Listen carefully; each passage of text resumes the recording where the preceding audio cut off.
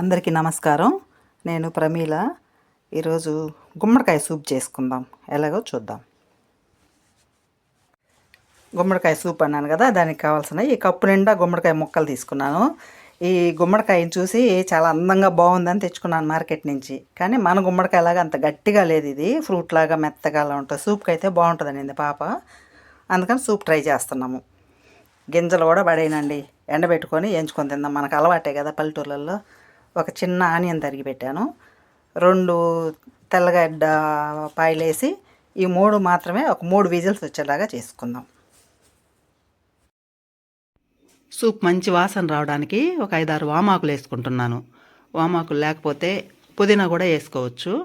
వామాకు మంచిది కదా, అరుగుదల శక్తికి, అరుగుదలకి మంచిది. ఫస్ట్ నుంచి మనం వామాకులు పిల్లలకి కానీ ఫుడ్తో వేస్తాం కలిపి, మాకు అలవాటు. వీళ్ళింట్లో వామాకు ఉంది, వేసుకుంటున్నాము. 2 విజిల్కే బాగా మెత్తబడిపోయింది. ముక్కలు అలా దేవుకొని మెత్తగా పేస్ట్ చేసుకుందాము మిక్సీలో.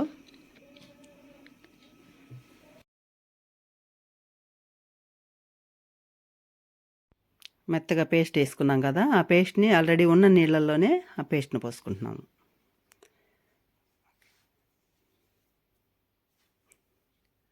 పోసుకొని థిక్గా ఉంది కదా, ఇంకా కొంచెం వాటర్ యాడ్ చేసుకుందాము. సూప్ ఉడుకుతూ ఉంది కదమ్మ పక్కన, మనం ఈ లోపల పోపుకు తయారు చేసుకుందాము. దానికి కావాల్సినవి కొంచెం మిరియాలు మిక్సీ పట్టుకుంటున్నాను. ఇప్పుడు 2 స్పూన్లు నెయ్యి వేసి తిరగమాతకి కొంచెం వాము, జీలకర్ర, సన్నగా తరిగి ఉంచుకున్న తెల్లగడ్డలు బాగా వేపుకుందాం.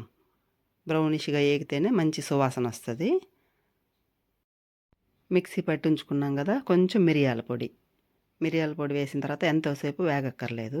కొంచెం లాస్ట్లో స్టవ్ ఆపేసిన తర్వాతైనా ఎంగు వేసుకుందాం. లైట్గా ఎంగు వేసి ఇదంతా సూప్లో వేసుకుందాము.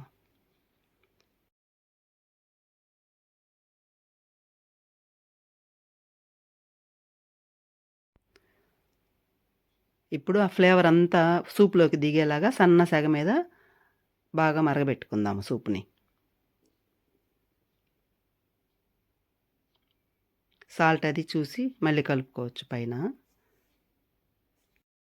ఇప్పుడు సూప్ థిక్నర్ కోసం కొంచెం జొన్నపిండి, వేయించిన జొన్నపిండి ఉంది నా దగ్గర, అది కలుపుకుంటున్నాను. మీ దగ్గర ఏదున్నా వేసుకోవచ్చు, రాగిపిండి, బియ్యము, కార్న్ఫ్లోరు ఏదున్నా సూప్ కోసం వేసుకోవచ్చు. కొంచెం థిక్గా వస్తుంది. ఇప్పుడు ఫైనల్గా చాప్ చేసిన కొరియాండర్ లీవ్స్ దాన్ని యాడ్ చేసుకున్నాం. సూప్ ఇలా వచ్చింది చూడండి.